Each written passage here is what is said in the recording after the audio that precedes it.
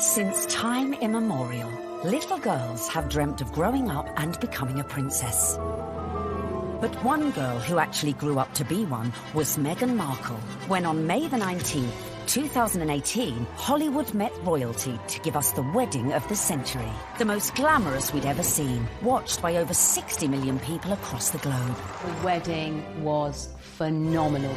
It was a royal wedding, but it was on a completely different level. But what took an ordinary Californian girl, a divorcee, all the way to Kensington Palace and to becoming Mrs. Prince Harry? Tonight, we let Meghan Markle be our guide. Thank you so much. As step by step, we reveal how she found her prince. From her lucky birth into a world of celebrity... She was beautiful, and everyone would comment on how cute she was. ...to carving a path to fame. I think it well equips her for the intrusiveness that accompanies being a member of the royal family and being followed at every turn. Entering into royal circles... She's like an arm's throw away from Pippa Middleton. And then conquering the in-laws. She found herself a true fan in the Duke of Edinburgh. He was apparently hugely impressed with how well-read Meghan was. If you've ever fancied becoming a princess, then stay tuned. Because through Meghan's incredible journey, here is the definitive guide on how to bag a prince.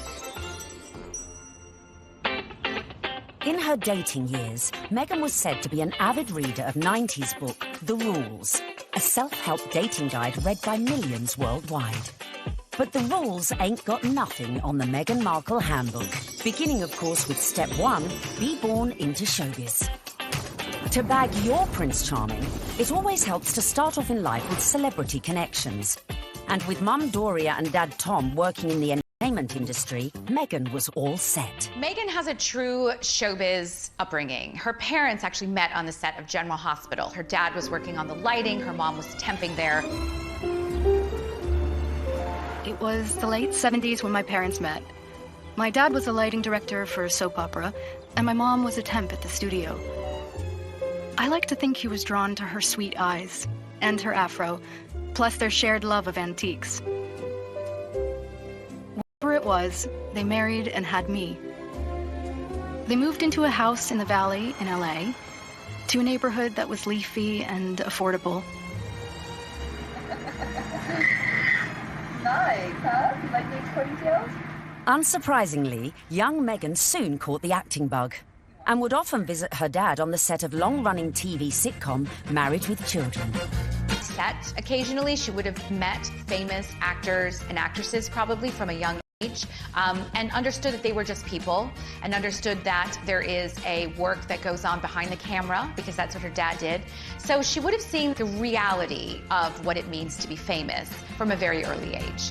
Married with Children was, at the time, considered so risque, it was even boycotted by some viewers. So I grew up on the set of Married with Children every day after school for 10 years. I was there. Wow. I know. It's a very perverse place for a little girl who went to Catholic school, no less, to grow up. There were a lot of times my dad would say, "Meg, why don't you go and help with the craft services room over there? This is just a little off color for your eyes." I wasn't allowed to watch it at home. I could watch the end credits, so I could give the screen a kiss when I saw my dad's name go by. I mean, they seemed very close as father-daughter, and I mean, she was a striking child. She was beautiful, and everyone would comment on how cute she was. But beyond that, and more important than that, was the fact she was just a very nice little girl and very respectful, and just really a sweet kid to be around. I think one of the things that Meghan possesses, which is so ideal for her current role, is a comfortableness, a level of ease in front of a camera. And part of that would have been because she was raised to see the other side of a camera. Like her future hubby, Meghan's parents divorced when she was little, and from age 6, she lived with her mother. But even if she didn't know it yet, with her immersion into the world of showbiz, little Meghan's journey to find her Prince Charming had already begun. As developing a social conscience from a very early age is step number 2. We all know royals love a good charity fundraiser and supporting important causes. So to increase your chances of royal romance, girls get involved with a good cause from an early age. Although Meghan's parents were divorced, together they instilled in her a sense of social justice. My mom and dad came from little, so they made a choice to give a lot. Buying turkeys for homeless shelters at Thanksgiving, delivering meals to patients in hospice care, donating any spare change in their pockets to those asking for it. This is what I grew up seeing, so that is what I grew up being. A young adult with a social consciousness to do what I could and to, at the very least, speak up when I knew something was wrong. While still at school, unbeknownst to her, young Meghan was already learning one of the key attributes to being a princess: helping those less fortunate. She volunteered.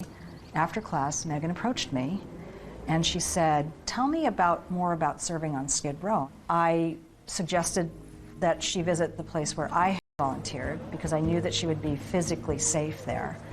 And she not only volunteered there a few times, but she continued to volunteer at the soup kitchen throughout her time at Immaculate Heart, which was through her senior year.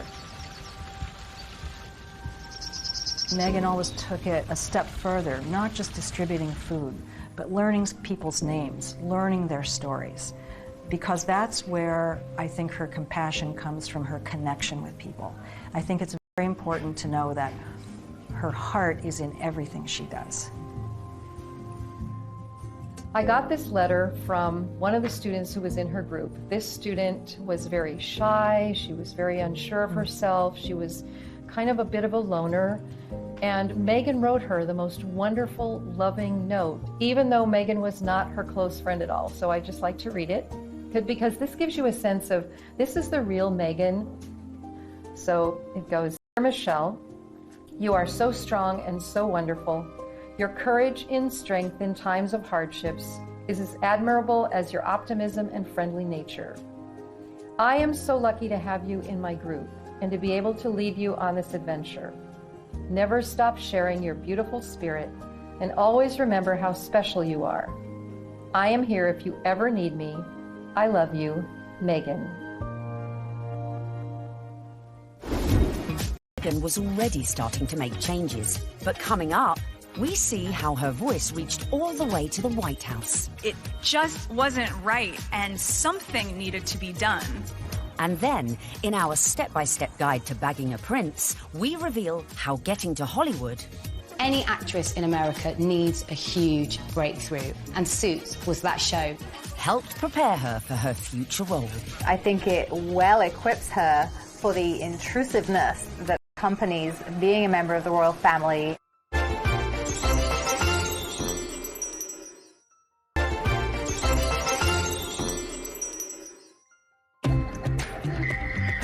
While still at school, Meghan had developed a strong social conscience. And as she grew, so too did her passion for change. Please welcome Meghan Markle. Which in 1993 took her all the way to the White House. Well, good evening. That doesn't feel like enough, does it? It's just great evening. Maybe that's better. The fact that Meghan is interested in these causes, that's not new. It's not something that she's taken up after, started from the very beginning when she was just a little girl. So Meghan's first foray into activism came when she was 11 years old, and she and some classmates were watching commercials and analysing them for their social studies class. The gloves are coming off. Women are fighting greasy pots and pans with Ivory Clear. The tagline said, "Women all over America are fighting greasy pots and pans."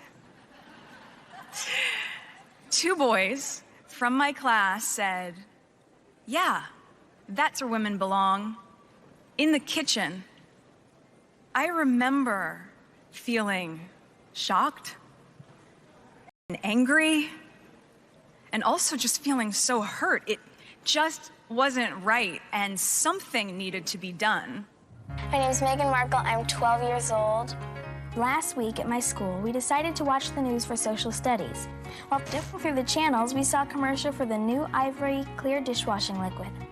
In the commercial, they said women are battling grease, meaning only women do dishes. This infuriated Meghan, and she went home, talked to her dad about it. Dad encouraged her to write letters to various people. Meghan wrote to Procter & Gamble, the company who made the advert, to then First Lady Hillary Clinton, and to children's current affairs show Nick News, who sent a reporter to interview her. I don't think it's right for kids to grow up thinking these things, that just mom does everything. So I was wondering if you would be able to change your commercial to people all over America. Thank you, Meghan Markle. Incredibly, the 12-year-old's lobbying paid off. And it was roughly a month later when the soap manufacturer, Procter & Gamble, changed the commercial.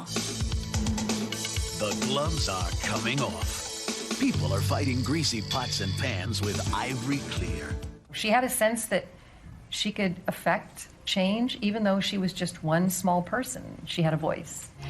If you see something that you don't like or offended by on television or any other place, write letters and send them to the right people, and you can really make a difference for not just yourself, but lots of other people. Propelled into the limelight at such a tender age, as an adult, Meghan's passion to effect change would burn no less brightly and push her closer to the world of her prince-to-be. As some 20 years later, she would take on causes, some of which were close to her future beau's heart, such as becoming global ambassador for international children's charity World Vision, promoting sanitation projects in remote villages. Meghan's visits to countries like Rwanda have focused on for female empowerment and really wanting to make a difference that way. You'll feel really good at the end of the day knowing that you've been a part of that. I gotta get these kids home. I'm gonna go take a picture with them. We all know that charity is a huge, huge thing for Prince Harry. He's been working with various charities for years, and it's something that's really close to his heart because of how important it was to his late mother, Diana. If you wanted to impress him, doing a lot of charity work would probably go down very well. But being charitable alone might not be enough to bag a prince. So bring on step number 3. Of course, one possible way to bring yourself closer to royalty is to become a celeb. Easy, right? Meghan was a natural-born performer after all. Long before I taught Meghan, I saw her in the school plays. And she was one of those girls, when she was on stage, you were drawn to watch her because she just had this charisma and this charm, and she was really good. We have a musical and a play every year, and she was certainly one of the many shining lights that we have here at Immaculate Heart. After leaving high school, Meghan's dramatic flair led her to enroll at the prestigious Northwestern University, where she studied theatre and international relations. International relations and basically showbiz. It is a perfect combination for someone who's going to be in the royal family. There's a lot of showbiz involved in the royal family, and you know, no one talks about it, but it is like being an actress. You have to be so excited to meet people, some of whom may even say something that's a bit insensitive or rude, and you have to still make small talk and still smile all the time. Get your picture taken. Meghan's preparation really couldn't have been better for this role. Prior to attending university, she auditioned for roles in music videos for artists such as Shakira. After the aftermath of the audition. This is the aftermath of the audition, and it went pretty well. We just had to dance crazily, and so I did, and it was tiring. We just all danced like wild women, and I was shaking my hair around, and that's that. While at university, Meghan showed promise on stage, starring in a number of student movies. Back home in LA one Christmas, a friend introduced her to a manager who'd watched one of her films.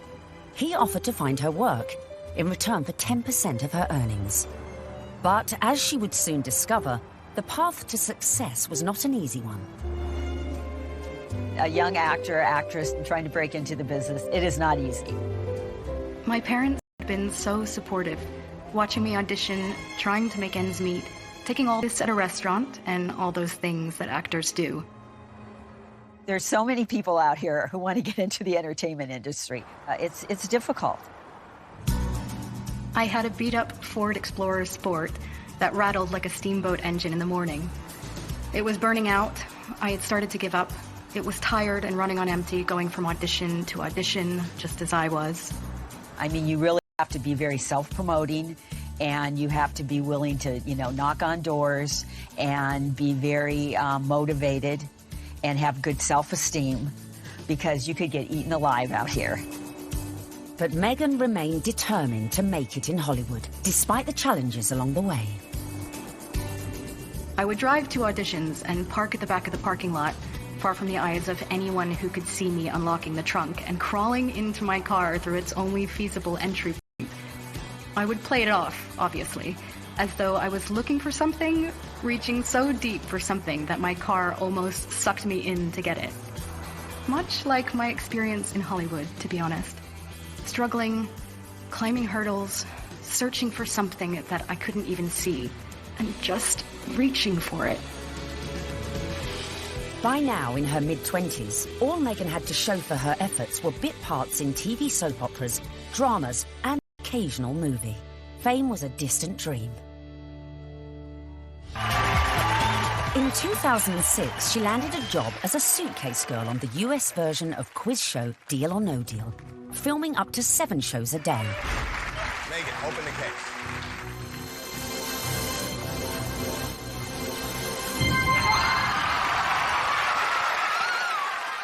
For somebody like Meghan, appearing as essentially an adornment on a game show would not be her ideal job. I'm sure she appreciated the paycheck, but she would have felt creatively unfulfilled. Just to be seen as a pair of legs or a pretty girl holding a briefcase full of cash, that's not what Meghan was after. But unfortunately, that is part of what leads to fame. You have to kind of pay your dues. You don't just start out on a show like Suits. I would put that in the category of things I was doing while I was auditioning to try to make ends meet. I was the ill-fated number, which for some reason no one would ever choose.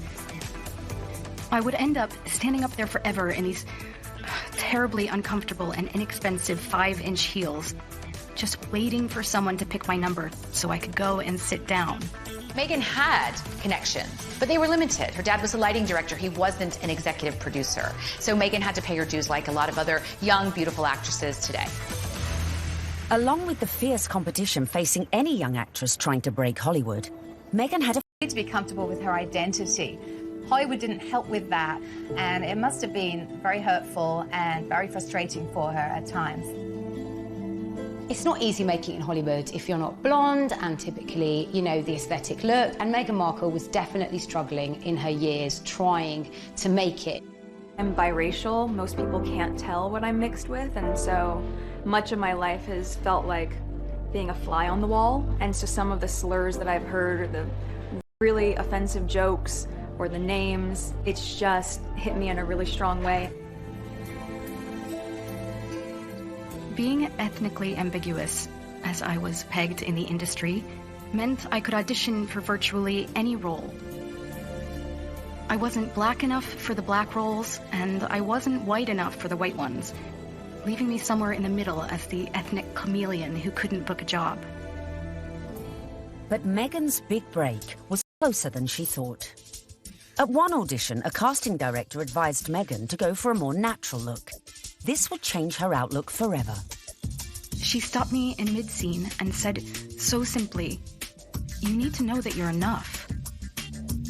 She saw all that self-doubt beaming through the self-tanner and excessive blush. You need to know that you're enough. Less makeup, more Meghan. And that moment for me was a wake-up call. Meghan had started dating film and TV producer Trevor Engelson in the early noughties, and in 2011, after 7 years together, they got married. Coming up, the moment Meghan found herself in social circles that led eventually to Prince Harry. This was her journey. It started there. And we find out what princes do on a first date. There she was sitting there. I was like, okay, well, I'm going to have to up my game.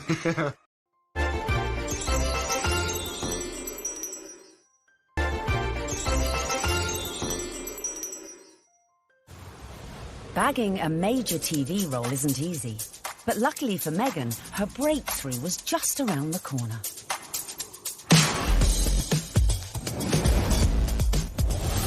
When she auditioned for a new legal drama series, it was just another day in the office, or so she thought. Suits was set in New York. but filmed in Toronto. It was the 5th pilot I would have filmed. I remember hoping this one would see the light of day. Never would I have imagined that this show would not just change my career, but also change my life. Any actress in America needs a huge breakthrough, and what they want is to be on a massive show, and Suits was that show for Meghan Markle. I'm Rachel Zane. I'll be giving you orientation. Wow, you're pretty. Good. You hit on me. We can get it out of the way that I'm not interested. No, I'm sorry, I wasn't hitting on you. Trust me, I've given dozens of these, and without fail, whatever new hotshot it is thinks that because I'm just a paralegal, that I will somehow be blown away by his dazzling degree. Let me assure you, I won't. Meghan's character, Rachel Zane, was what we might call a grafter. She worked her way up, she had rich parents, but she didn't want to take any help from them. I guess there could be some crossover between Meghan's character, Rachel in Suits, and her normal everyday life. Her role within that, she's a strong, independent woman. Do you know what I mean? She commands respect, she commands authority. So when you look at Meghan in everyday life, she does that as well. You know, there is kind of some fluidity between those two roles there for sure. They're both very strong, driven, independent women, but they really have a heart of gold. They're a bit of a soft touch. They'll help anybody. We know this of Meghan, and I think as the show went along, Meghan was able to incorporate more of herself into the character. The flip-flop culture is part of just who I am. I love my cutoffs and flip-flops and being as relaxed as can be, which is why it's so fun to dress up and play Rachel. Finally, after years of hard graft, she'd landed her big break. The show was a hit. The USA Cable Network commissioned a second series, and Meghan moved full-time to Canada to be near the studio. Meghan's move to Toronto was a big deal. She's very close with her mother, Doria, and she moved away from home and her friends in LA to go start a new life in Canada. So Meghan chose not to live in, like, the poshest area of Toronto. She chose Seton Village, which is more laid back, tree-lined, and people keep to themselves, and that's exactly what Meghan did.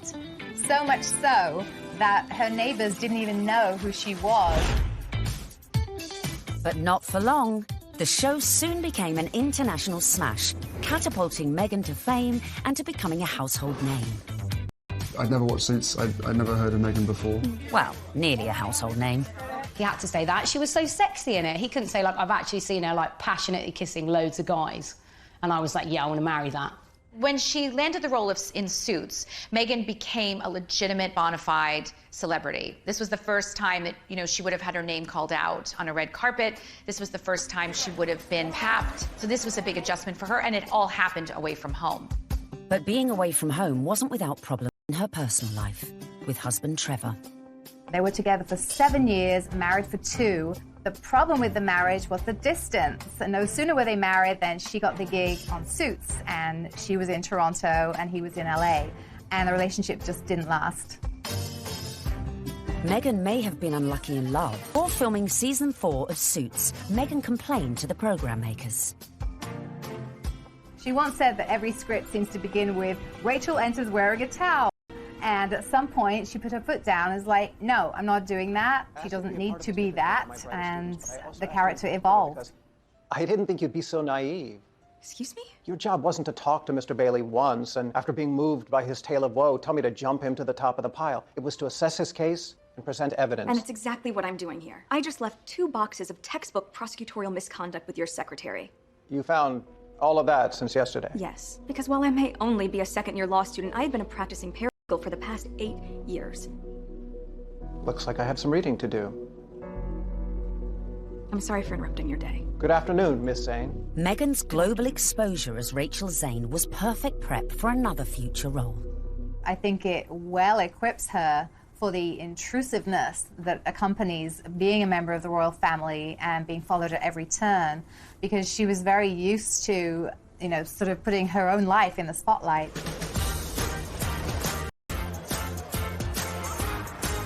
So, having been working hard on Suits and needing a well-earned break, Meghan decided to have a summer holiday in London.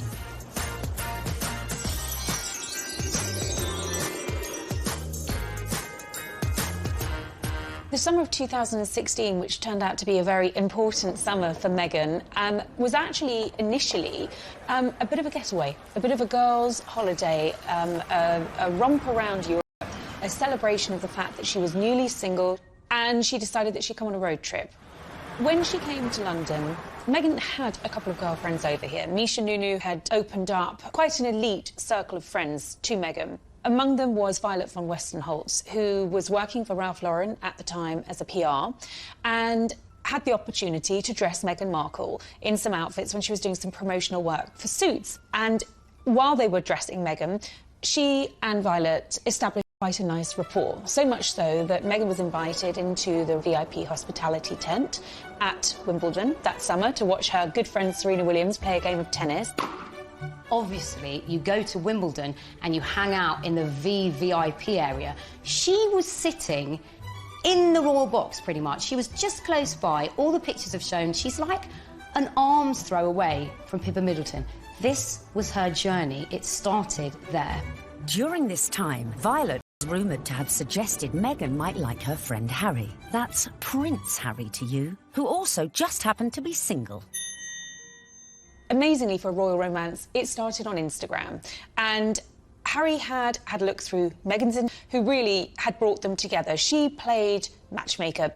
Whoever set them up must be sitting there, literally patting themselves on the back. Can you imagine being the person that introduced them? Because it's like the best PR move ever. I didn't know much about him, and so the only thing that I had asked her when she said she wanted to set us up was, I had one question. I said, well, is he nice?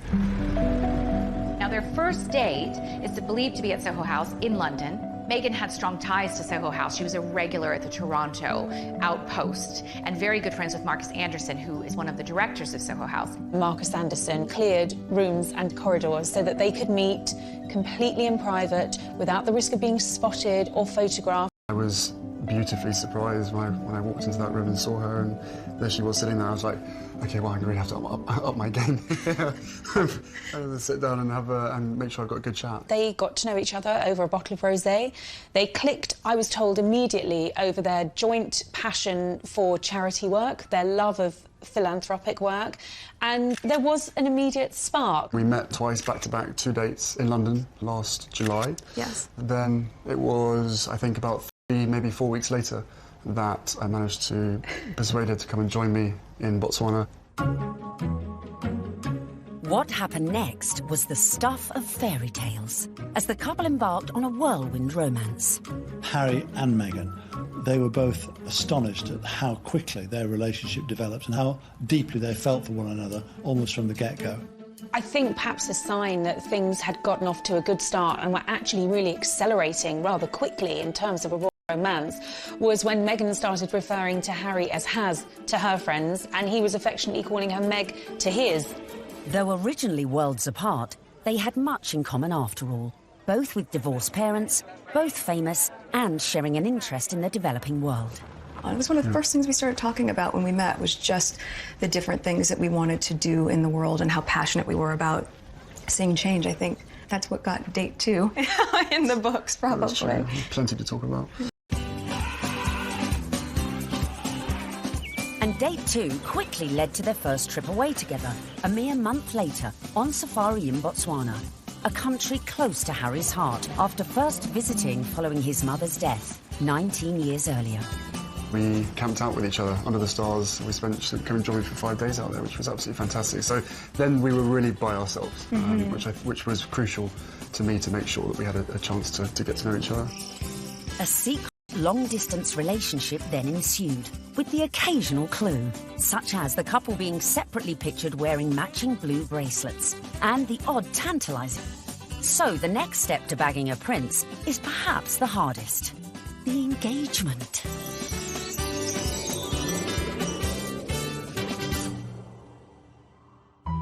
So Has and Meg were love's young dream, but there was one little problem. Of course, they had the issue of living in separate countries. Harry based in London, living at Kensington Palace, and Meghan being in Toronto, where she was filming Suits. So from the early stages, they knew that this relationship, if it was going to take off, was going to have its challenges.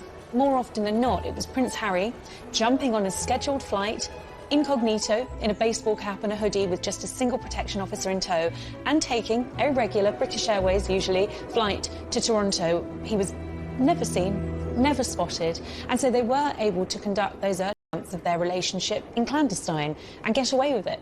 They did have this pact to see each other. That's why the long-distance relationship worked. And the other agreement they had was that they would tell as few people as possible. For Meghan, that pretty much stopped at her parents and 2 of her best friends. For Harry, he confided in his father, his brother, and 2 of his best friends. And by doing that, they really kept it in a very tight inner circle.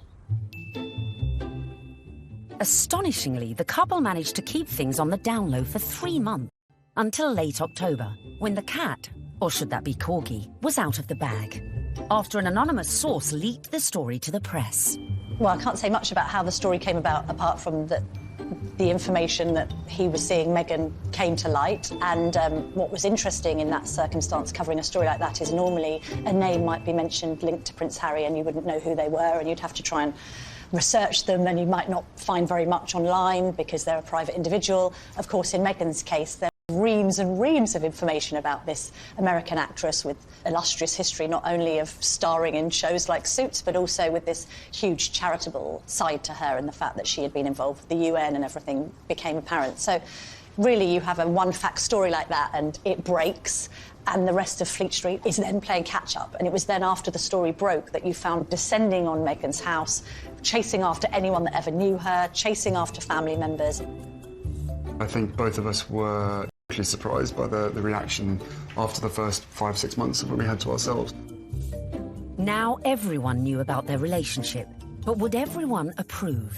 Especially Harry's inner circle of trusted friends.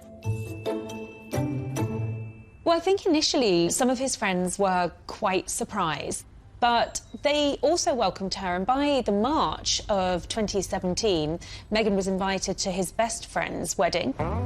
Harry flew Meghan out to Montego Bay for the wedding of old Etonian pal Tom Inskip. She forged friendships with these people on her own. And that's really lovely that, you know, Prince Harry's at the wedding of his pal and his pals are saying, you guys could be next down the aisle. I mean, what's better than that? They could obviously see that this is genuine. This is a real thing. Well, one of the things I was told by someone at that wedding in Jamaica was that they'd never seen Prince Harry look so happy. And in fact, at the wedding reception, there were jokes of, you two will be next. And actually, those were accurate predictions, because they were. Coming up, the royal couple-to-be's first public appearance. I don't know how many people were actually watching the wheelchair tennis match, because a lot of people were watching Harry and Meghan. And just how did Meghan's prince pop the question? I had the ring in my finger and I was like, can I give you the ring? She was, oh, yes, the ring.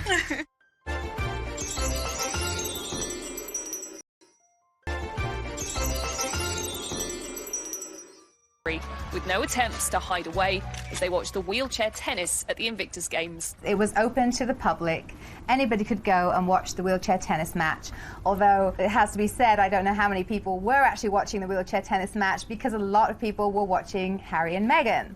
They were very touchy-feely, they were laughing together, staring into each other's eyes, whispering sweet nothings into each other's ears. It was everything that their adoring fans had wanted. I remember when I first heard that Harry and Meghan going out, it kind of almost came from nowhere. Do you know what I mean? That the whole process was very, very quick, it seemed, in comparison to kind of conventional relationships. But, I mean, come on, this isn't, you know, a normal relationship by anyone's standards. It's, you know, a prince, you know, and a Hollywood actress. Harry and Meghan were now well and truly in the public spotlight. But after 60 months of dating, Meghan got her private moment.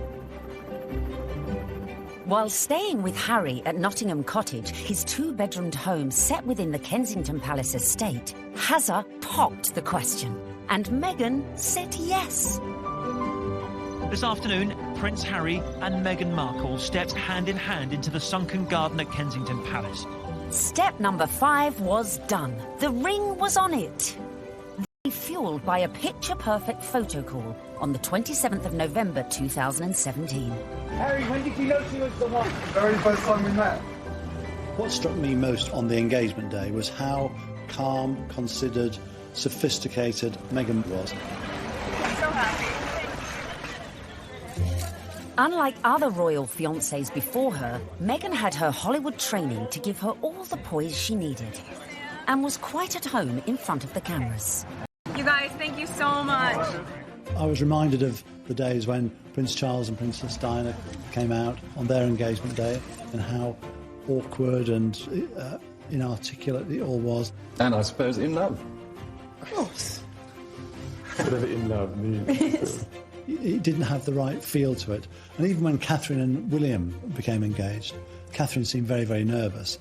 No, it's very important to me, and, you know, I hope, you know, be able to have a happy family ourselves. Straight here, please! Not so Meghan. She was the one who seemed the least nervous of the lot. I think it's absolutely clear from their closeness, from their body chemistry, from the energy between them, that these two knew absolutely what it meant to be in love, and they were truly, madly, deeply in love. This engagement had the world's press queuing up to get the perfect front-page shot of their real-life American princess. And it came right at the end. The real picture is the one where they think they're out of view and they put their arms round each other's waist. Very unroyal and very lovely. And it would seem the look Meg chose for this all-important announcement came from one of our very own royal watchers. There's a really funny story about me wearing a particular coat, a particular pair of shoes and a dress and visiting Buckingham Palace, where I met Prince Harry and Prince William. About 3 weeks later, the biggest story of the year, Prince Harry announces that he's marrying Meghan Markle, and she happens to be wearing exactly the same outfit as me. So, one of two things happened. Either Prince Harry saw what I was wearing and thought, I definitely want my bride-to-be to look just as good as this girl, as if. Or Meghan Markle was somewhere on the grounds and really rated my outfit. Then came the pitch-perfect press call, where an uber-relaxed Meghan discussed the couple's courtship. The one thing that fascinates me about this is the fact that she is a product of Hollywood, product of television, product of entertainment, and therefore there's a sort of ease in communication, and there is an inbuilt knowledge of what the media are trying to get at. It was definitely a setup. It was a blind date. It's there for all to see. Because I'm from the States, you don't grow up with the same understanding of the royal family, and so while I now understand very clearly, there's a global interest there. She's different because she represents the global world we're in, the fascination we have in America, the fascination we have in celebrity, diversity, and she's a very strong woman. Just an amazing surprise. It was so sweet and natural and very romantic. I had actually been told by one of his friends that he had planned to pop the question in Botswana. For whatever reason, he didn't. It happened weeks later, while they were at home at Nottingham Cottage, roasting a chicken. Utter domestic simplicity and bliss, and incredibly romantic. He got on one knee. As a matter of fact, I could barely let you finish proposing. I was like, can I say yes now? She didn't even let me finish. She said, can I say yes, can I say yes? And then there was hugs, and I had the ring in my finger, and I was like, can I give you the ring? She goes, oh, yes, the ring.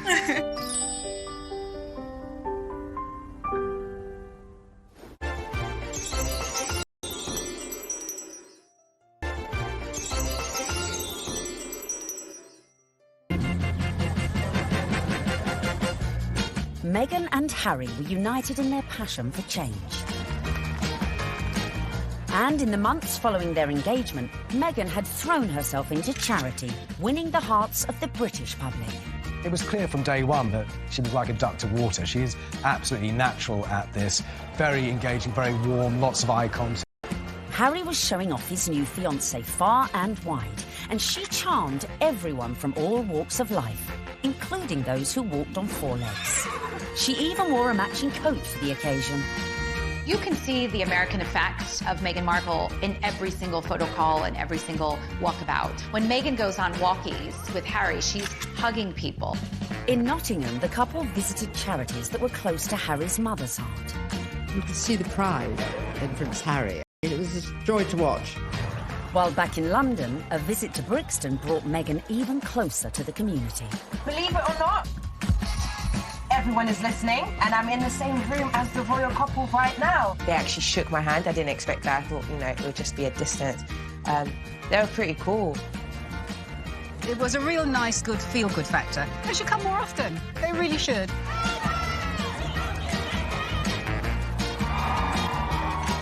Slow but surely the British public was falling in love with our Meg. But would this be the case with the in-laws? The next step in Meghan's journey would be getting to know the firm. And the hotly debated topic of her background was never far from the fore. You be Harry, and I'm gonna be the, Queen Elizabeth, since I got this on, right? Grandmother, I met this beautiful woman, and she just happens to be mixed race. Step 6 in our guide to bagging a prince is charming the in-laws.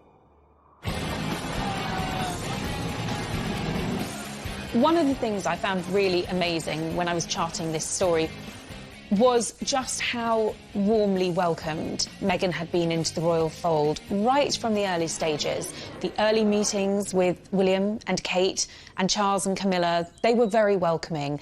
And actually the speed at which Meghan was introduced to the Queen was very surprising. When I looked back at Harry's relationship with Chelsea, it was several years before Chelsea was introduced to the Queen. Cressida, who dated Harry for 2 years, was never introduced to the Queen, but within a matter of mere months of dating her, Harry had Meghan meet the Queen. She's an incredible woman. And the corgis took to you straight away. That's true. In fact, Queenie was so impressed that mere weeks after the couple's engagement, she took the unprecedented move of inviting Meghan to spend Christmas in Norfolk at Sandringham, giving Meg the opportunity for a serious charm offensive. It was a tremendous break with convention that the Queen invited Meghan, who was, after all, just a fiancée, to Sandringham, because normally it's just the wives and the husbands of members of the royal family who are allowed there. I was told that the Queen's feeling was this. She's preparing to give everything up for her grandson, her career, her identity, her nationality, her home in Toronto, everything to be with Harry. And the Queen's feeling was the very least we can do is to make her feel welcome at Christmas. It does show that the Queen is walking in step with the change of the guard at Buckingham Palace. This would have been a far different Christmas to the one Meghan spent in LA the previous year, with the historic 20,000-acre estate playing host to all sorts of little family quirks that would prove a challenge to any outsider. Well, Meghan would have had to get her head around quite a few royal family traditions. They open their presents on Christmas Eve. The presents that they exchange aren't what you'd really expect for members of the royal family. They tend to share really jokey presents with one another. In America, things will come beautifully wrapped and be quite extravagant. And this is the other end of the sphere. You're admired if you find somebody's given you an unusual spoon to stir cakes in or unusual thing to keep your corgis in. Meghan would have to embrace all these funny little customs, and clearly she did. After spending the night in her unfamiliar surroundings, the bride-in-training is walkabout at St Mary Magdalene Church. Well, the Sandringham church photo is the timeline through history. You have a snapshot every year of those people closest to the throne. Now, often you're looking at a picture of a child who was barely able to walk perhaps a year ago, and suddenly they come out of the church. That image will change. In a few years' time, you'll have those couples and their children will be going to church. In a few more years' time, and you may not have the older generation. This year, of course, was Meghan's year. The presence of the royal fiancé drew crowds that were even bigger than usual. The world's media was also out in force, but a member of the public who would snap the photo that cemented just how much Meghan was in with the younger royal crowd. Unfortunately for all the photographers on the ground, they just didn't quite seem to get a clear shot, and in the end it came down to a member of the public, a lady called Karen Anvil. It was like a Mexican wave of cheers, so you knew they were coming. The photographers at the other end, and they just happened to look over, and I took one photo. That's the thing. I took one photo, and it was, the right one. When we saw that shot, it was an absolute no-brainer that it was going to be our cover shot, because it was the only one that had captured that moment, the four of them together. And, it symbolised quite a lot in terms of the royal family and where they're going in future. So, we were delighted to use it on the cover. And just like that, the Fab Four were born. Meghan was well and truly fitting into the royal club. Just like the Queen, it seems the rest of the family were equally charmed by Harry's beau from across the pond. Another tick for Meghan. William was longing to meet her, and so was Catherine. And Catherine's been absolutely wonderful, amazing, as is William as well. Fantastic support. And then my father as well. We had a handful of teas and meetings, and my grandparents as well have been wonderful throughout this whole process. She found herself a true fan in the Duke of Edinburgh, and he was apparently hugely impressed with how well-read Meghan was. Meghan was now in with the in-laws. But coming up, events were to turn increasingly tricky. Dealing with critics from near... I think she's trouble. Because of her background, I thought that she could, not would, but that she could be trouble. And far. I think the very fact that Samantha wanted to do a book called The Diary of Princess Pushy's Sister implies that maybe she was not over-fond of her younger half-sister.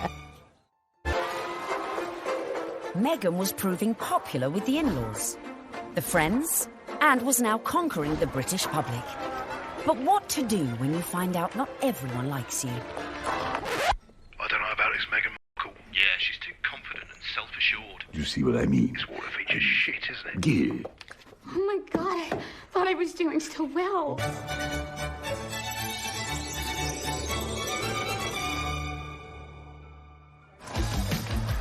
When the news that Prince Harry was dating an American actress first came out, I think that the reaction amongst the British public especially was equal parts excited and disapproving, because she's not British. From the very moment Harry and Meghan's relationship had broken in 2016, much of the press inevitably had gone raking through Meghan's past. They made it sound as though she had grown up in the slums of LA, riddled with gangsters and drugs.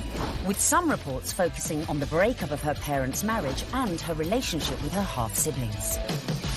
Time is 7 minutes Harry past didn't help matters when he went on to guest edit BBC Radio 4's Today programme. It started well. Morning. Very good to see you. He got some of his mates on the show, like this guy. Okay. But do I need the British accent? But if you start using long pauses between the answers, you're probably going to get it's the face. Let me see the face. Oh, okay. But during the course of the programme, Harry answered one question about Meghan. It was your future wife's first Christmas with the in-laws. How was it? She really enjoyed it. The family loved having her there, and it's the family that I suppose she's never had. It's the family that I suppose she's never had. But Harry's comments did not go down. What Harry said on the Today programme about the family not being close or a normal family. Samantha tweeted that was really not the case, and she defended their family as a normal family, a close family, a loving family, and didn't understand what Harry was talking about. And that wasn't the last we'd hear of Samantha, who went on to threaten publication of a tell-all book called Diary of Princess Pushy's Sister. I think the very fact that Samantha wanted to do a book called The Diary of Princess Pushy's Sister implies that maybe she was not over-fond of her younger half-sister and maybe is a little conflicted about Meghan's success. There's no bigger media vulture with this wedding than you, is there, Miss Markle? I mean, how you have the gall to come on here and talk about media vultures? You're doing a book called The Diary of Princess Pushy's Sister. You've been trashing her for 2 years, you little vulture. I've made it clear in several interviews that you can't judge a book by its cover, and similarly, you can't judge a book by its title. Samantha also criticised Meghan's charity work. If you are interested in helping those less fortunate than yourself, it really should begin at home. Could all this bad publicity derail the wedding? And just how should Meghan respond to this particularly barbed attack? The temptation must have been huge for Meghan to have responded to the critics, who were, of course, her family members. She kept dignified silence. I mean, you've got to feel for Meghan. What would you do if your family were being an absolute nightmare? It is seriously embarrassing. So she does what any of us would do. Hashtag ignore, ignore, ignore. But would Meghan be able to keep her composure in the face of her next critic?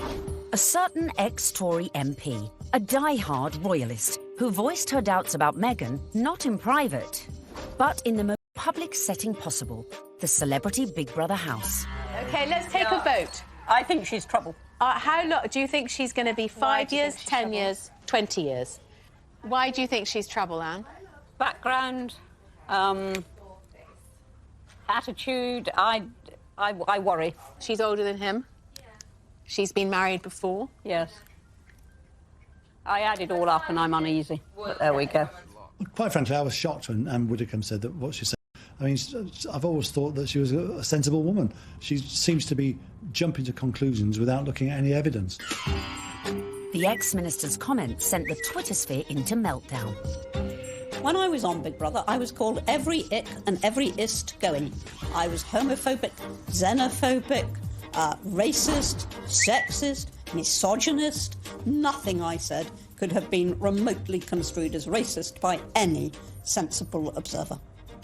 You know, former marriage, all the rest of it, that because of her background, I thought that she could, not would, but that she could be trouble. She had, I think, the older generation's view of this is an outsider, a foreigner coming into a very British organisation, almost, you could say. How is that going to work? The thing that all of us have to do is adapt. We're in the here and now. Embrace. But one woman who was not prepared to embrace was Jo Marnie, girlfriend of then UKIP leader Henry Bolton, who sent a series of racist texts. Even then, Meghan kept quiet. The royals' mantra is often put up, shut up. You can't be seen to always answer back. You do have to put up at points. So actually her approach, maintaining that dignified silence, not justifying or even giving any credence to these claims, some of which were really quite unpleasant, well, it was a very royal approach to things. Look, Meghan is showing the makings of a true princess. You've got to have that decorum. You've got to, on some occasions, actually, you know, keep silent and pick your battles. Even more flack came Meghan's way when she took to the stage with her potential prince, his brother and Kate at the Royal Foundation in February 2018. People say, well, you're helping women find their voices. And I fundamentally disagree with that because women don't need to find a voice. They have a voice. They need to feel empowered to use it. And people need to be encouraged to listen. And I think there is no better time than to really continue to shine a light on women feeling empowered and people really helping to support them. She verged on the political when she was talking about women's empowerment, and it was all a bit Me Too-ish. The royals don't do that. And indeed, the day that the royals start engaging in political causes is the day you get a lot of controversy. There is a very good reason why the royals stay off politics, and it's to avoid precisely that.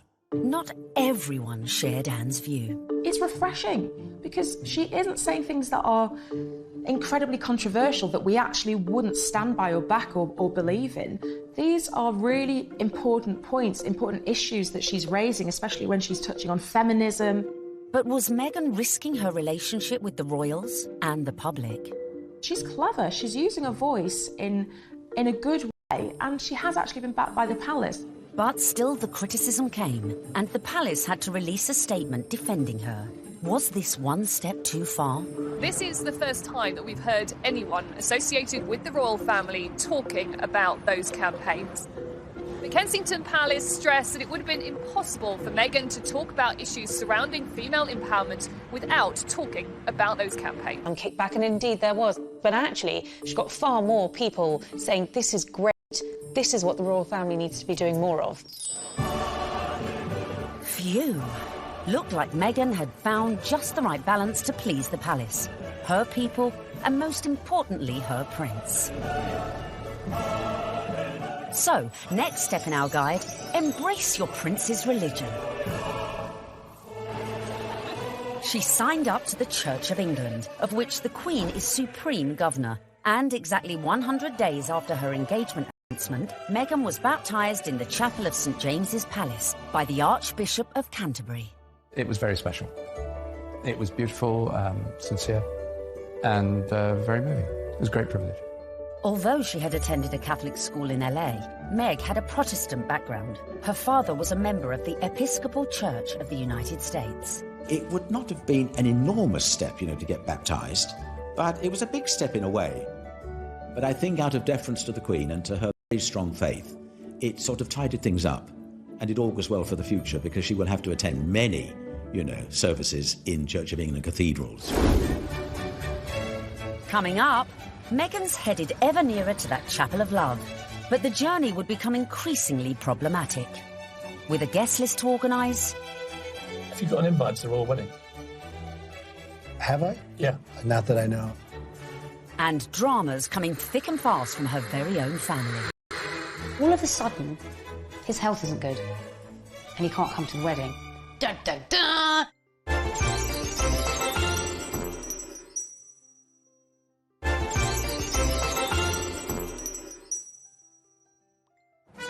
Welcome back, where we find Meghan almost at the final furlong of her romantic journey.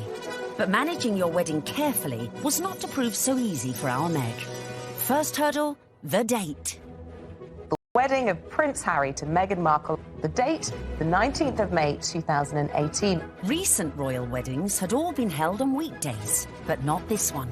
I think that they thought, we want people to enjoy this, so why not do it on a Saturday? And if you think about most weddings that you and I go to, they're at the weekend. So why wouldn't you follow suit? But there was one reason to avoid that Saturday. It had already been announced as the date of the FA Cup final. As president of the Football Association, Harry's brother Prince William was expected to take his usual place in the royal box at Wembley. And millions more were looking forward to watching the game on TV. I think my wife would probably want to see the royal wedding. So what I'll probably do, I'll probably leave her on her own, maybe with some of her friends. I'll go... Wedding, not interested in football. Harry and Meghan solved the problem for TV viewers. They announced that their ceremony would begin at noon, several hours earlier than kick-off time. But Wills decided to avoid the fixture clash altogether, scrapping his Wembley appointment to concentrate fully on his little brother's wedding. Next hurdle, the tricky protocol of who to invite to a royal wedding. Have you got an invite to the royal wedding? Have I? Yeah. Not that I know. Would you like to go? I want them to be happy. I really want them to be happy. They look like a lovely couple. Meghan Markle did say you were a divisive misogynist. Well, I still hope they're happy. It was a source of quite a lot of amusement for comedians in the US who like to take every opportunity they can to poke fun at him. So Donald Trump is mad because Prince Harry didn't invite him to the wedding, to the royal wedding over there in England. I don't even know why. I don't know why you mad. You shouldn't even be surprised, Donald. Don't nobody like you. The apparent decision to snub the US president may have been a source of jokes for comedians. But according to some sections of the media, it was also a potential embarrassment for the Queen. Could this dash all Meghan's good work? Especially in light of reports that the couple had invited Trump's predecessor, Barack Obama, a friend to them both. But as Harry and Meghan's wedding was a non-state event, that meant the couple could pretty much invite whoever they wanted. This is not a state occasion, this wedding. He can invite his friends and Meghan's friends. He doesn't have to invite Trump. It's as simple as that. So the date was set, the invites were out, the corgis were brushed, and all was looking rosy for the big day, and for Meghan to finally become Mrs. Prince Harry. Until... That week lead up to the wedding was like watching an episode of EastEnders. It was an extraordinary week, completely overshadowed by the debacle over Mr. Markle. We were told that Thomas Markle would be walking his daughter down the aisle. In fact, a story that broke the weekend before in the Mail on Sunday undid all of that. Thomas Markle was revealed to have been staging fake pictures for the press to bolster his image pre-wedding for the reported sum of $100,000. First of all, the pictures are leaked. Her dad is posing for pictures with paparazzi. Such was the embarrassment Mr. Markle felt he'd caused to his daughter that at the 11th hour he pulled out of the wedding.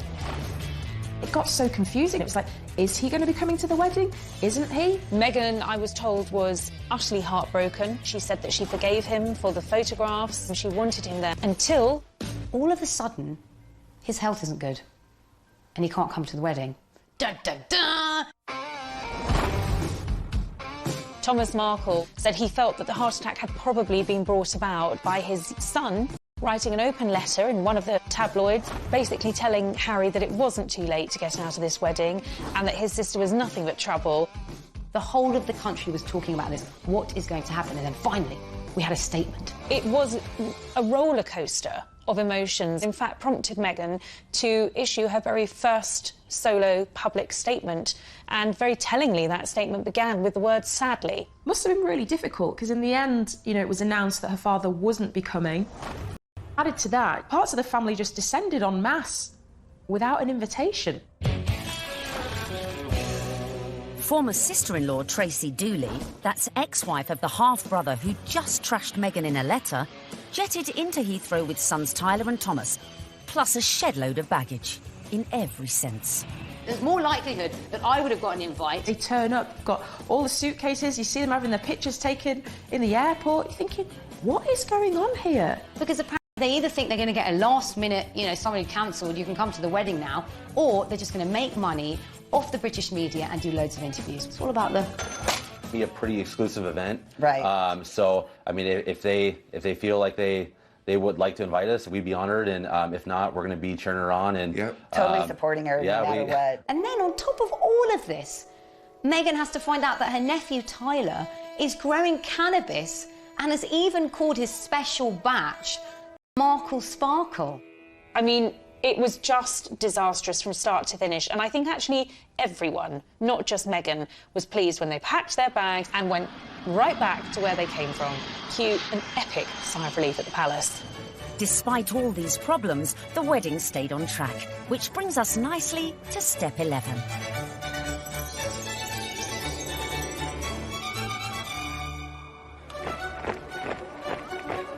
Finally, on the 19th of May 2018, less than 2 years after Harry and Meghan's very first date in Soho House, the day we'd all been waiting for. The world tuned in for the fairy tale wedding of the century. Let's face it, if you're marrying a prince, you may as well pull out all the stops. Meghan and Harry really did have the ultimate fairy tale wedding. You know, they didn't choose St. Paul's Cathedral, where, of course, we saw Charles and Diana wed. They didn't choose Westminster Abbey, like William and Kate. They chose Windsor, which is a lot smaller and feels a lot more private. I was there at the wedding on the day, and Windsor felt like literally a fairy tale. 600 guests drifted in. It was a veritable who's who of the world's A-listers, from music, film, and sport. I think this was the very first really modern royal wedding that we've ever seen, and it was a true marriage of Hollywood royalty with British royalty. Oprah Winfrey, Idris Elba, George Clooney and Amal, and the cast of Suits. You had Hollywood stars mingling with British aristocracy. It was extraordinary to see.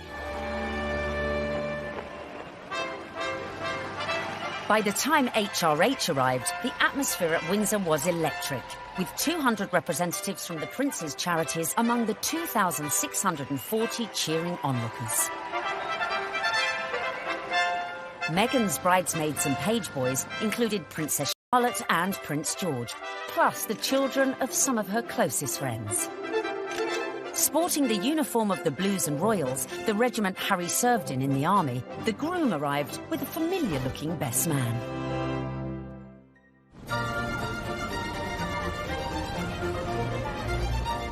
Right on cue, Meghan arrived with Mum Doria in the Queen's Rolls-Royce Phantom 4.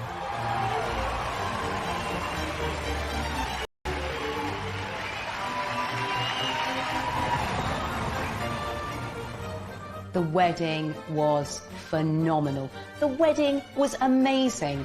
I mean, we all wanted to see what she was wearing. And we weren't disappointed when Meghan stepped out in a Givenchy dress with a veil featuring flora and fauna from 53 Commonwealth countries. Topped off with her something borrowed from Queen Mary's diamond bandeau tiara.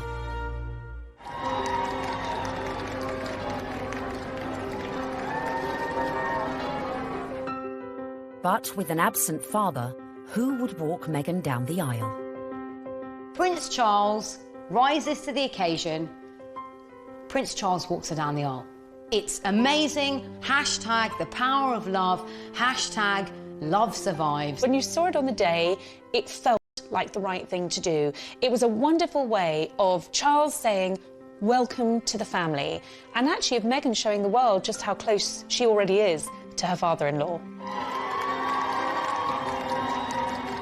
Meghan had successfully won over her in-laws, and here it was on display for all the world to see.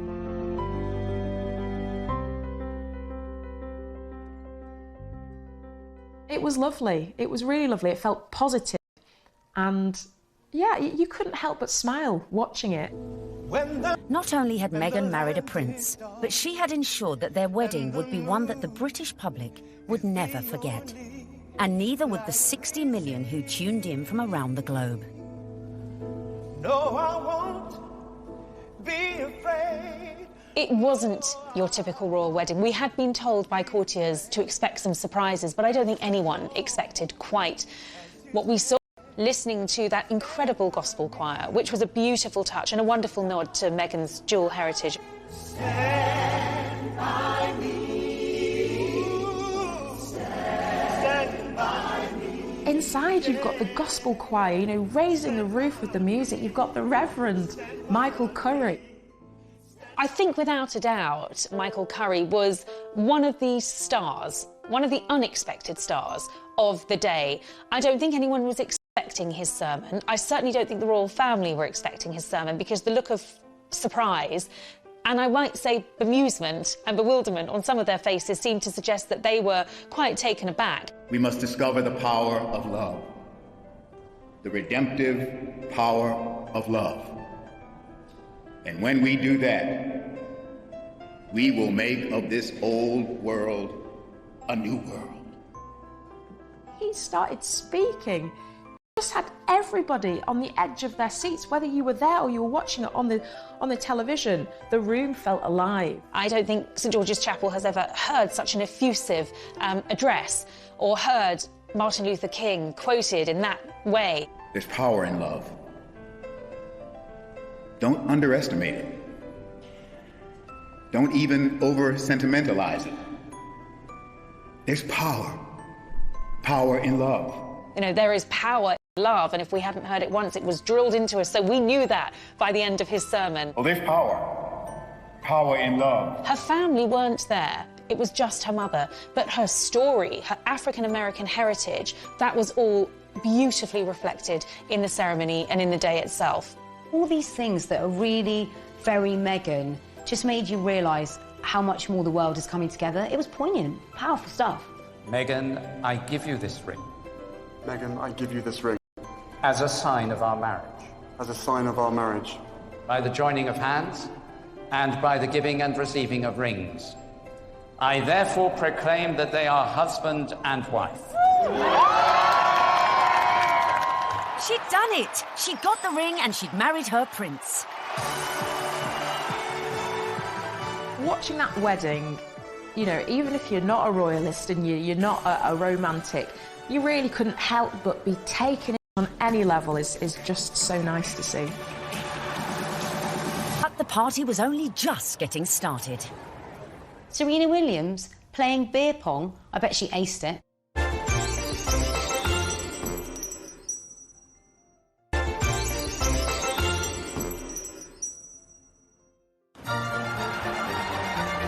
Meghan had gone from actress to duchess.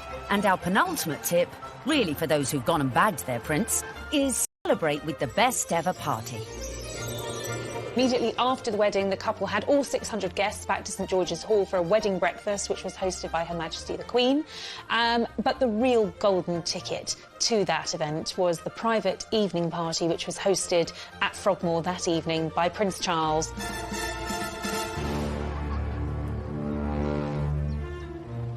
We saw, of course, Meghan's dress for the after party, which was by Stella McCartney. She looked glamorous. Harry looked like James Bond walking out of the palace to get into their vintage Jaguar. This was a very modern, sexy, gorgeous couple. We saw the couple speed away in that beautiful blue E-Type Jaguar. Meghan resplendent, it has to be said. Harry looking more James Bond than Prince Harry.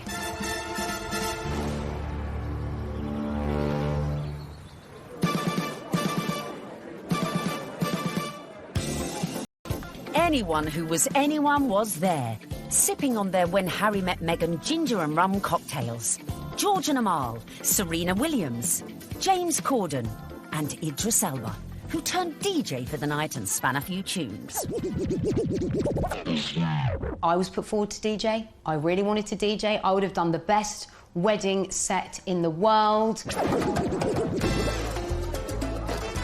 It must have been incredible. Everyone's probably a bit more relaxed, you know, a bit more loose, getting on the cocktails, having a chill. Everyone just wanted to know the juicy details of this VVIP party. Were these huge Hollywood stars and celebrities doing the same kind of things we do when we've been drinking since about midday?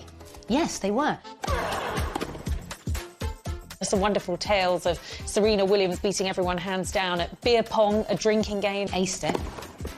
Serena has since denied she played this game. Shame. But who knows, maybe when they throw their next party. George Clooney serving up cocktails and whisking Meghan and Kate around the dance floor. A dance-off instigated by James Corden between Princes William, Charles and Harry. Which we like to imagine looked like this. Come on, well, it's my reception. Good bust a few. Yeah, there you go. Yeah, there you go. Okay. Yeah, come on. You like that, brother? Yeah, twerk it, Wheels. Just jam on. Twerk it, Wheels. There you go. No, yeah. Oh, no, Brandon just saw that. Bollocks. All right. Having an absolute laugh. I mean, was the Queen there? What was she doing? Was she watching it? Was she getting involved? It just sounds like, you know, the doors have been closed, the curtains have been closed, and it's like, right, let's go for it. Let's have a laugh. Let's enjoy this.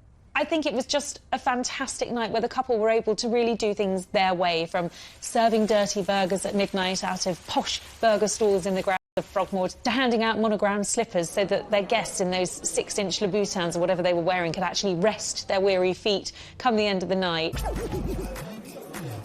And if you want to ensure you throw the best party ever, be like Meghan and make sure your guests leave their phones at the door so you can let your hair down without any sneaky snappers. You don't want a repeat of the dramas of a previous royal wedding.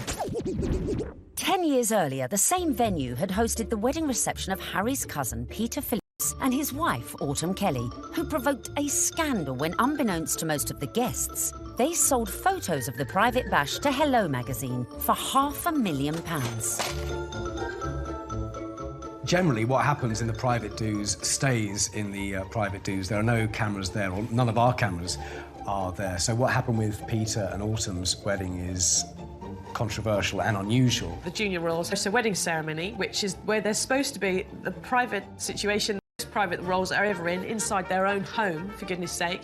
And they thought this was just photographers at a wedding and happily posed and grinned away. And then were quite amazed in a couple of weeks afterwards to see 59 pages of a Hello supplement dedicated entirely to things that they thought were private family shots. I think it went down like a lead balloon with many members of the royal family.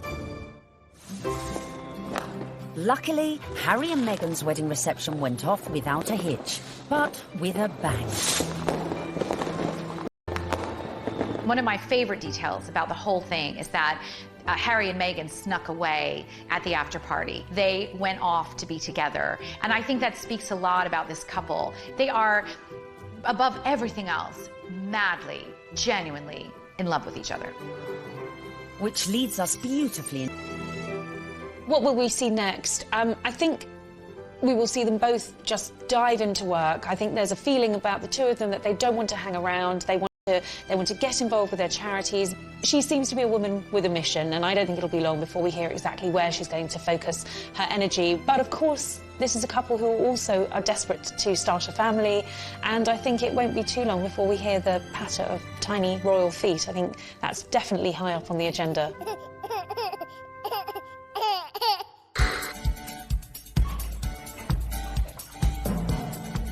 So there you have it. From being born into shows, to getting famous, to moving countries. Making moves in royal circles, charming the in-laws, and staying silent in the face of criticism. Meghan Markle might not have set out to bag a prince, but follow her lead, and maybe you could do it too. It was the ultimate American dream, because hers was a bit of a rags to riches story, and her journey from the leafy suburbs of LA to Toronto to Kensington Palace to St George's Chapel has been A monumental, epic and frankly incredible story. It's so good to meet you. She's a modern woman. This is how we all live, you know, from mixed race families, you know, interracial marriages, coming from different countries. That is what society is about now. The fact that she's unusual for the royal family, I think the fact that she comes from a different country, a different background, it's just a plus. She is very much a breath of fresh air. She's incredibly focused. She's incredibly driven. Women don't need to find a voice. They have a voice. They need to feel empowered to use it, and people need to be encouraged to listen. She's got the biggest platform, she's got huge ideas, and she is changing the game in a very cool way. And she makes Prince Harry happy, and so he now has that partner that he said he always wanted to share the load with. And in Meghan Markle, he found it. If this were a movie script, you would say that Meghan completes him.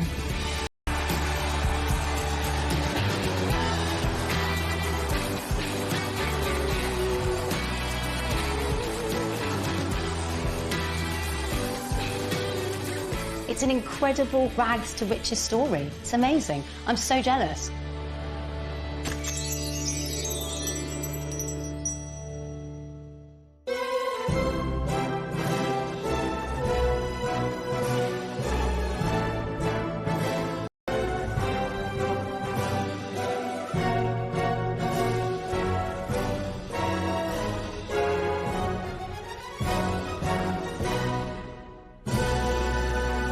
A prince.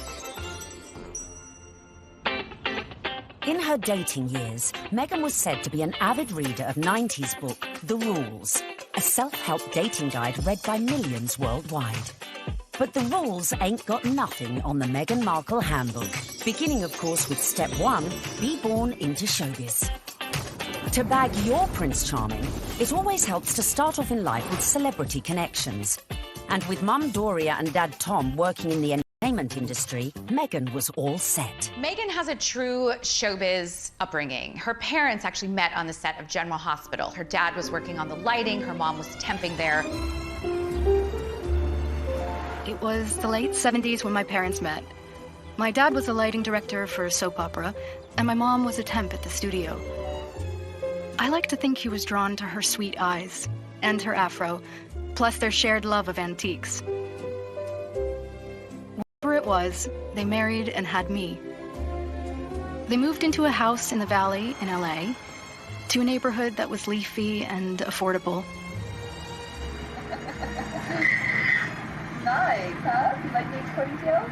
Unsurprisingly, young Meghan soon caught the acting bug and would often visit her dad on the set of long-running TV sitcom